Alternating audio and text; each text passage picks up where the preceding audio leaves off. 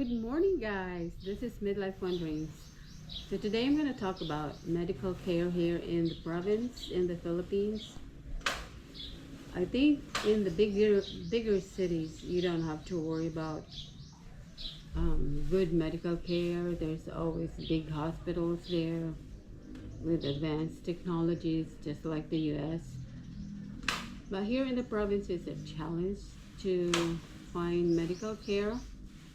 But thankfully not here in our area. There's 3 or 4 clinics here, private clinics that are run by private individuals, private doctors who just want to stay in the province and provide medical care to the residents here. I had two experiences. Couple of weeks ago, I took my cousin because she had a mild motorcycle accident. I call it mild because the scenario was that she was following a car who suddenly hit the brake, and so she had to apply her brake abruptly, and she hit her lower abdomen on her what do you call that, handlebar. And so a couple of days after that she felt pain, and so just to make sure that she's okay, she asked if I could take her to a doctor. And so we went to Accord Health. You don't have to have an appointment. We just walked in there, and the doctor was in. So we went in. We paid 350 pesos for the doctor to see her. Then after that, the doctor prescribed pain reliever and x-ray. And so they did the x-ray right there also. It was 450 pesos. So that was all I spent, plus the pain reliever. We cannot have the x-ray result right away. It was a Friday. Yes, it was a Friday, and so Monday we went back, got the x-ray result. We went to, there is this place here they call the Rural Health Unit, which is run by the government. So we went there. It was probably 9:30. So we went there, put her name, they took her blood pressure, they took her weight and all that kind of stuff. And waited in line, and the doctor who was on duty saw her. The x-ray was read, and she explained to us what's going on. They also found out that she has an enlarged heart and some form of a pneumonia in the lower part of her lungs. The doctor said that you normally don't feel sick when you have pneumonia on your lower lung. It's only on the upper part of your lungs that you can feel it.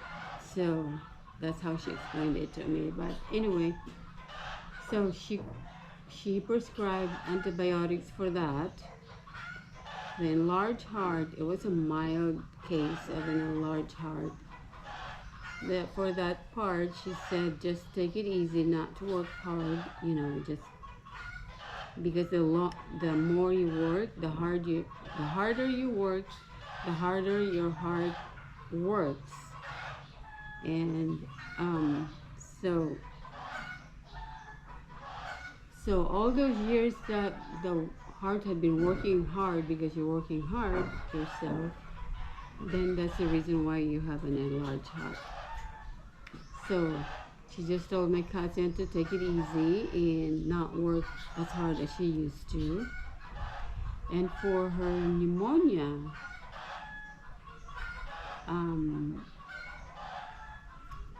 what they do when you go to the RHU, the rural health unit here in the Philippines, is they have free medications.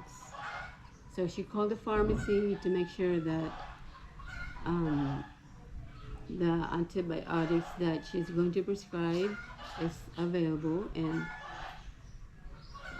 yes, it is available. So she gave her 3 prescriptions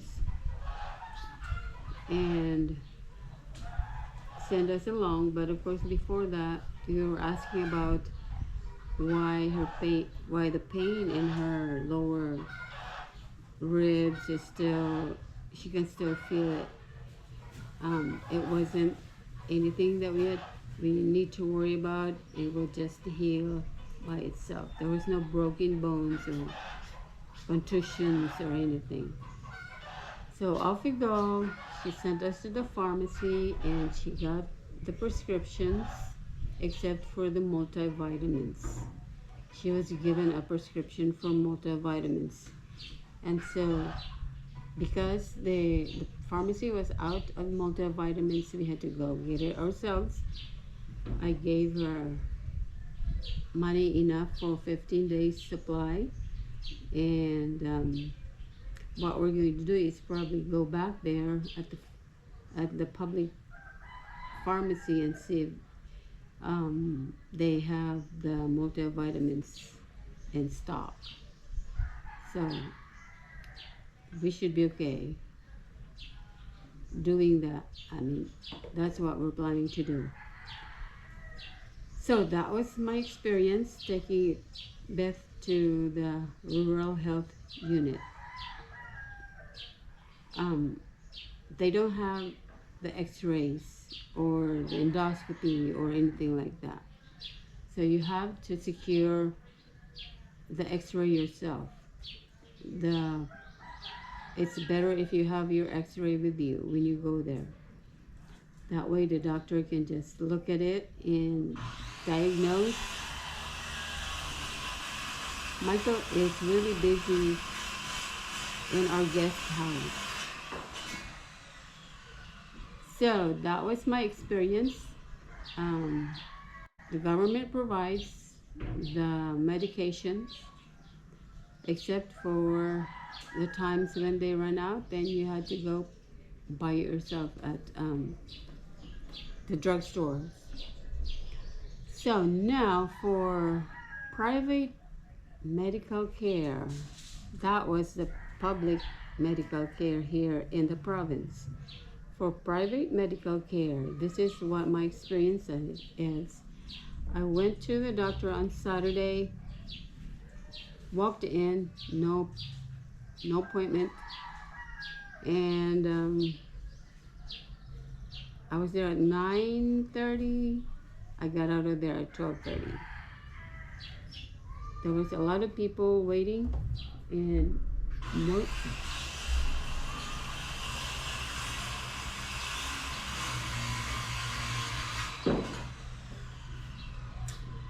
most of the people that had been there earlier for the lab tests. And so they were just waiting for their lab result so the doctor can look at it and diagnose what the problem was. So I walked in there not knowing that even if you put your name in a log book, they have a log book, you put your name, your age, your address, whatever, and then you wait for your turn. Well, it turns out that every time there's a lab result that is ready, they will call the patient's name, hand them the result, and then they'll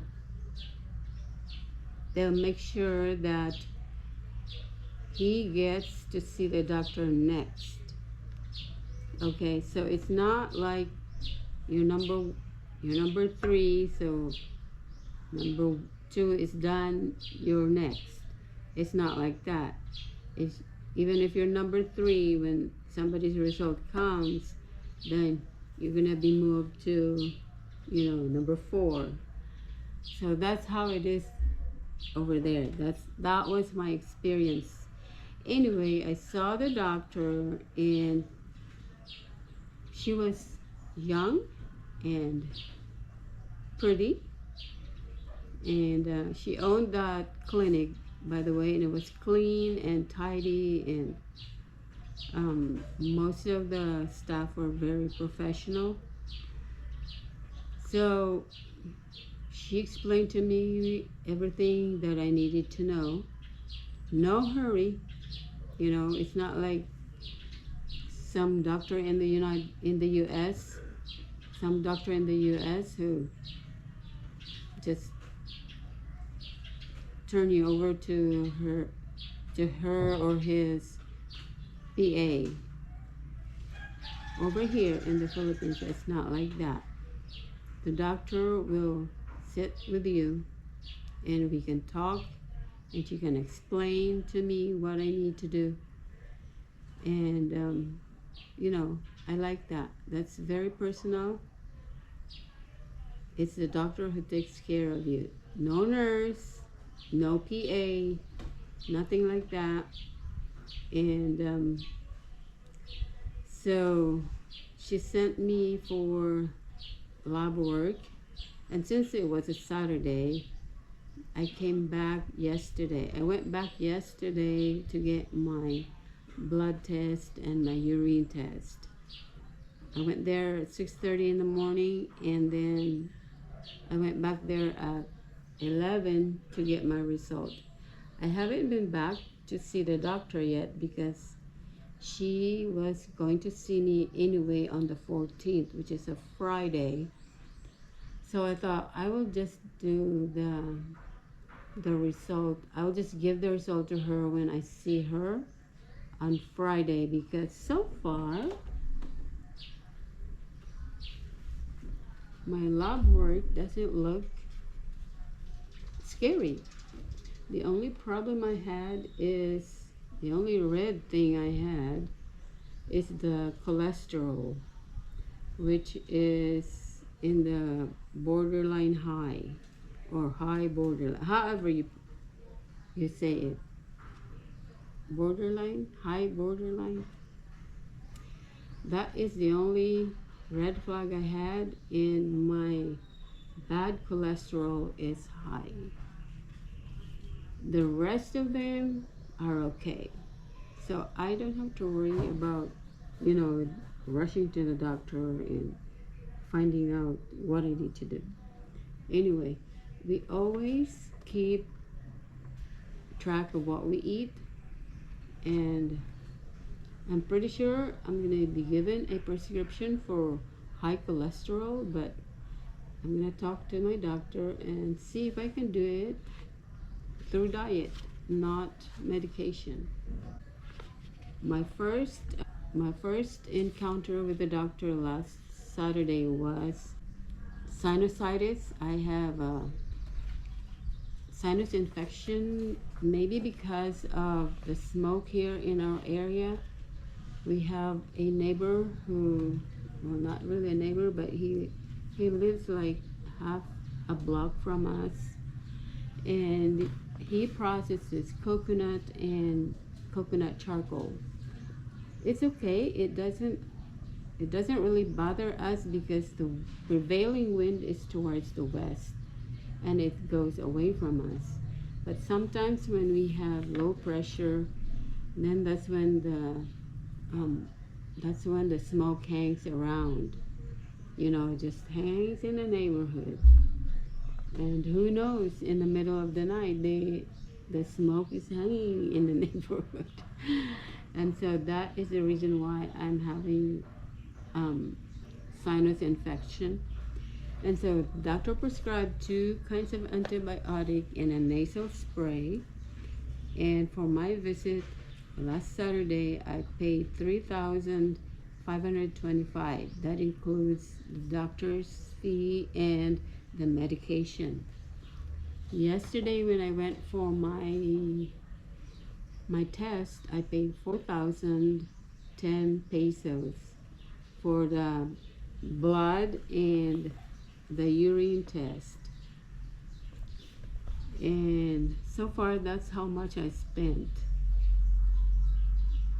I'm pretty sure if the doctor will prescribe some more medication, then I will be paying more. But that was it. 4,010 plus 3,525. So I only spent 7,535. And so that's it. That's the difference. You know what the only difference in public and private care is that you get your medication free in the public care, but here in the private care, you know, the medication is yours to pay. But still, considering how much it costs to be treated by a physician in the United States, it's still high. So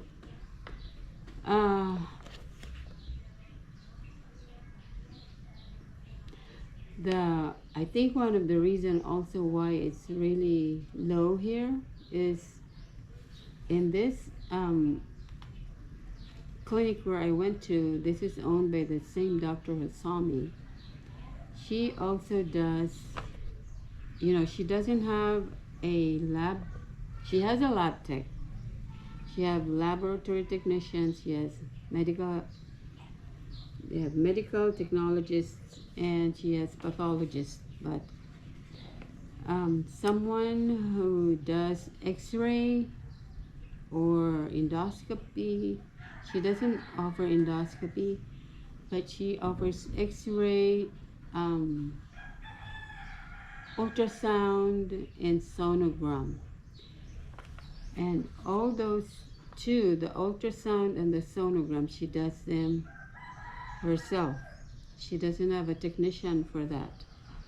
She does have a technician for the x-ray. So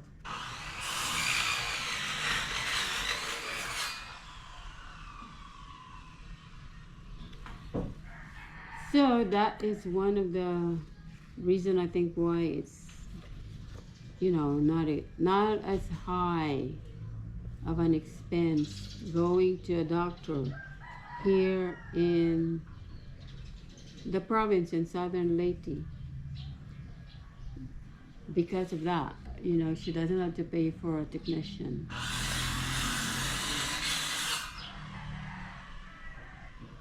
Of course, for emergencies, we are in trouble here if we have emergency, because we have a community hospital here, but it's not equipped. And the closest